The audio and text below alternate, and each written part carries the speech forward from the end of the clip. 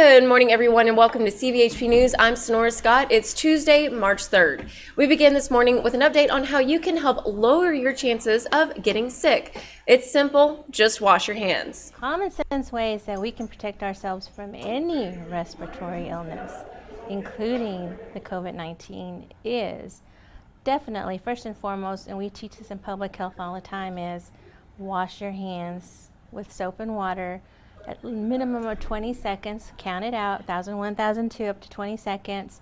And if there is no soap and water available, at least for the interim, use an alcohol-based sanitizer. For more tips, you can visit our website, ConchoValleyHomepage.com. And you've got one more chance to vote today. There are 19 places you can cast your ballot, and you can do so from 7 a.m. until 7 p.m. For more information on those locations, having an ID, and cell phone usage, head to our website, ConchoValleyHomepage.com. Now let's check in with Jay Martin, who's got a look at our weather. Good morning, Jay. Well, today it is going to be a rainy one. We're going to see some rain chances slowly moving in throughout the entire day. Temperatures getting to 67. So for your Super Tuesday, you definitely want to add the rain gear for you as you go through the rest of your day and even into Wednesday. We do actually have the potential for some severe thunderstorms that will be happening overnight, late Tuesday, and a little bit into your Wednesday as well. So you want to be weather aware as we go into your evening. We'll have to keep an eye and pay attention as we see some of these storms pushing through our area, with some areas actually getting up to 2 inches of rain and even seeing more so with the ones that are going to be seeing storms. So Tuesday and Wednesday, definitely going to be rainy days for them. Then we're going to see the coolest day for us because of the cold front that's bringing all of these rain chances get down to the 60s. And then we'll be warming back up into the 70s and upper 60s for us, which is not bad for the end of the week and into the weekend. So yes, tomorrow or today you want to be paying attention, and tomorrow as well, for those weather storms that are going to be pushing through, because we could see some heavy rainfall, some hail with some of these storms, and of course lightning and hearing some thunder. So be weather aware Tuesday night and into your Wednesday.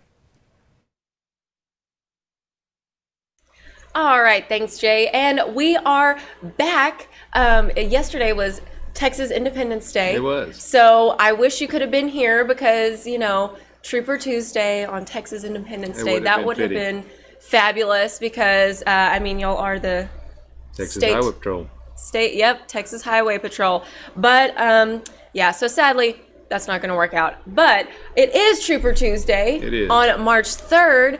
And, okay, I can't believe it, but spring break is coming up already. It's coming up, but man, I wish it was already here. Yes. I know, right? We all need that break. But so a lot of people, you know, they're traveling, they're going places, they're out and about, they're with a lot of other people, and you've really got some tips for all of us today. So we do have the anticipation of spring break. Everybody's excited about that, but unfortunately, it comes at the same time with statistics that show that we have an increase in crashes and fatalities this time of year. Yeah. And when we look at those statistics and we see where we've been from last year to this year, and where we can see the number of fatalities we've already had this year in the state of Texas, we're at 491.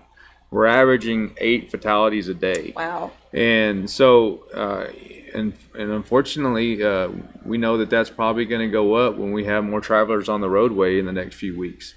And so when you're talking about those safety tips, it always comes down to the planning from before we even get going onto the trip all the way through when we're going to get headed back home on the trip. And so that first stage is making sure you as a driver have been properly rested, make sure that you're properly licensed. And when we talk about rest, we're talking about, you know, the good 7 to 8 hours of rest to where we're going to get out there and function with all of our cognitive senses. And when we show that people that have been awake for over 24 hours tend to be 21 more times likely to be involved in a crash. And so we see people that will, you know, work all the way up to the last minute, or be in school all the way up into that last minute with finishing that up, then going home and packing, and then saying, well, I can just go ahead and make good time and leave now, and we didn't get proper rest.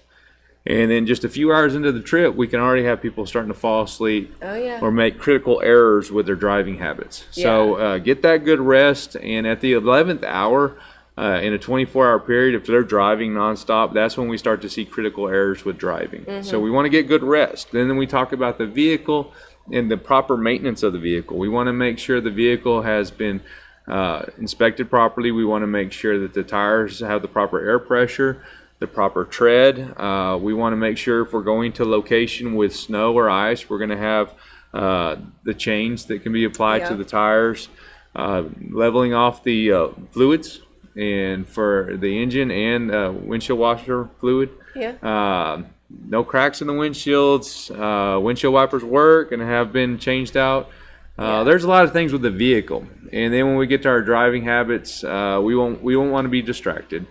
We want to make sure that the distractions include the driver with the cell phones or any other distraction, but also passengers can account for 50% of our crashes because of their distractions. We would talk about being a Texas driver. That means we're kind. We're always the kind people, and everybody says everybody's so much nicer in Texas, and we are. But that road rage can get the better of people. When we get caught in that traffic for an extended period of time, or we don't expect that construction on the roadway, and then people want to have that mindset that they can make up the time, and that's not what we want to do. We don't want to get out there and start speeding. We want to make sure that we plan ahead, and so speeding is always. It's one of those things that keeps us out there on the highway and keeps us employed because we can always anticipate that we're going to have people speeding out there, and that anonymity that they feel like, well, they're in their car, they're in their bubble, nobody's going to notice, but that's not the case. That's y'all's job is to notice those things. Well, and they'll think, we have drivers out there that just will get caught up in that nobody else is around because they're in their car by themselves, and next thing you know, 75 becomes 85.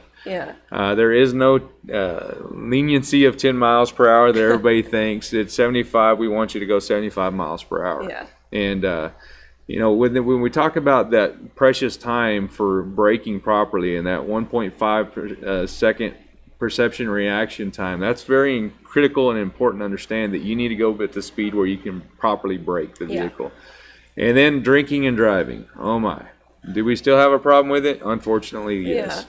We have so many things available to us now with Ubers and Lyfts and taxis that we need to really utilize those businesses and utilize the technology in the phone to get somebody to pick you up instead of risking it and driving. 0.08 is the legal limit, but really anything when we talk about impairment where we lose our mental and physical faculties, we're putting ourselves in dangers and others. So we want to make sure that we don't drink and drive at all. Have a dedicated, designated driver, and we can all have fun and celebrate, but we can do it the right way. The responsible way. And so we were talking a little bit, like you said, the technology. Well, a lot of people use apps and various things, to showcase their fun and all that, but that can actually kind of be dangerous. Time and time again, that's another issue, is we'll see people that are posting what they're doing while they're driving the vehicle. And remember, that is against the law. Sending or receiving electronic messages while driving is a violation. And there's a lot of times where people will do it where they'll feel like nobody's around and it's okay, I've checked the roadway, it's going to be safe. But that's not the case. It could happen when you least expect it. Don't forget, no matter where you're at, it's against the law. But it can also be one of those situations where something bad could happen right after, and that's the last thing they're going to perceive that you were doing, and that's how you're going to be judged. And you really don't want to be judged that way. You just don't really want to go down that opportunity to even put yourself in a dangerous situation where that simple device takes your eyes off the road. And it's cognitive. It's mentally not being the way you should be when driving. It's visually not looking at the roadway, and last, manually, where our hands should be on the wheel, not on our devices. Exactly.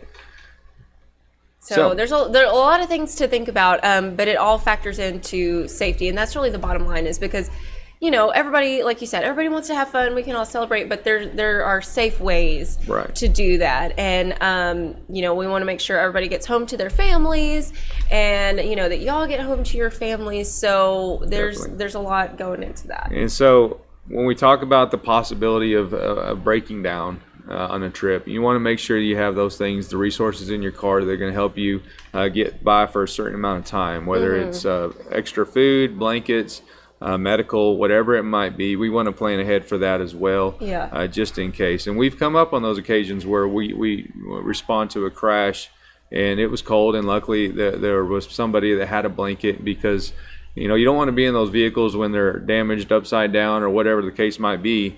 You got to get out of that vehicle, and if we have a small child, all of a sudden it's 30 degrees wherever you're going or less. It's very cold, and we can lose our body temperature very fast. So we want to make sure we have those things as well. Definitely. Well, tons of great advice. Anything else? So also for our trips and traveling, this is a busy time of year again for that type of for human trafficking. We want to be mindful of where we're going, knowing that if we're in a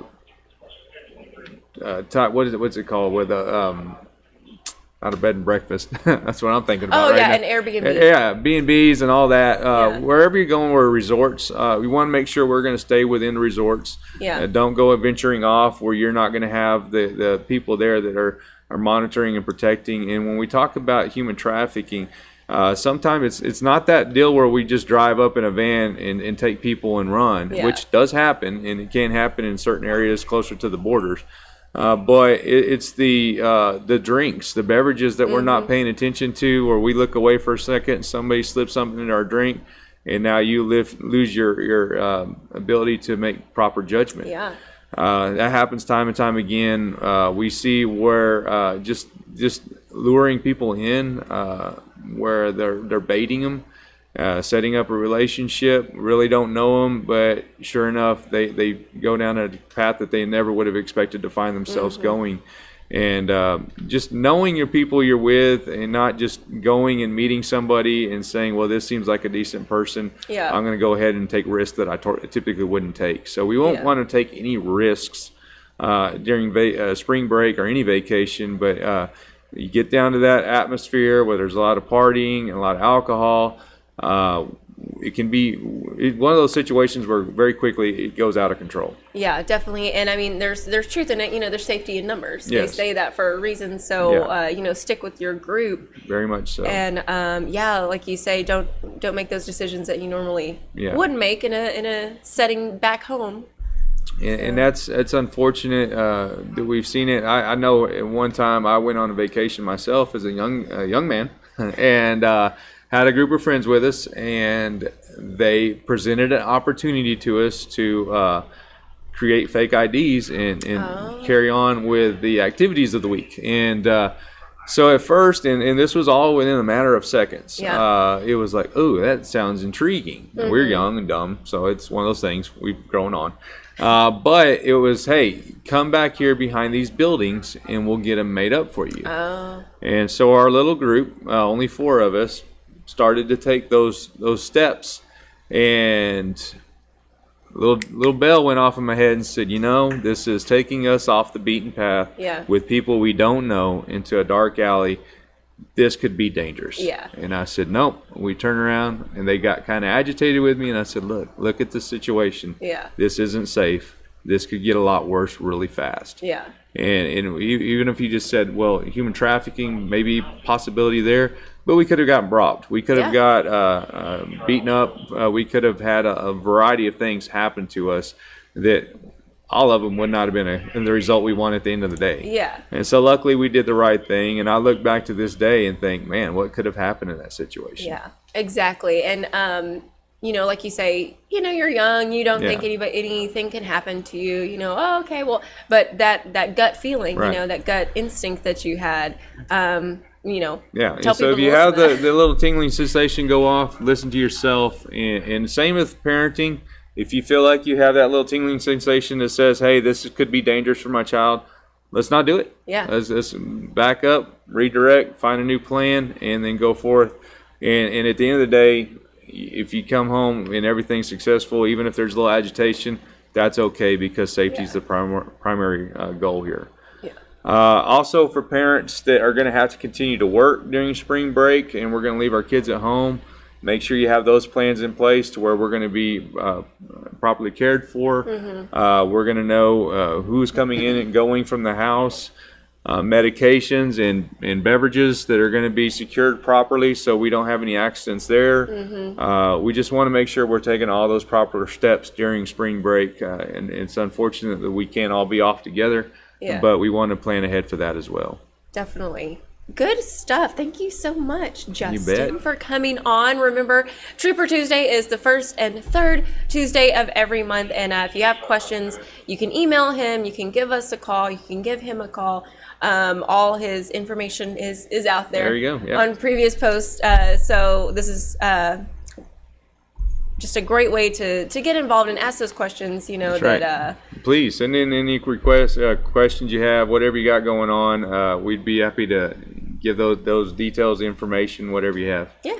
So. Well, awesome. Thanks again, and I hope you have a great Tuesday. Super Tuesday. Super Tuesday. Yeah. A Super Tuesday. Let's get out there and vote. Yeah.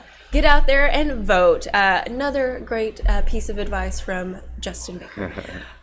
Well, thanks, y'all, so much. We want you to get out there and vote, so we're going to let you go. Thanks for joining us for CVHP News. Remember, we will be right back here tomorrow morning, but until then, you can go to our website, ConchoValleyHomepage.com, and you can always download our free app. Just search Concho Valley Homepage in your app store. That's all. We'll see you later.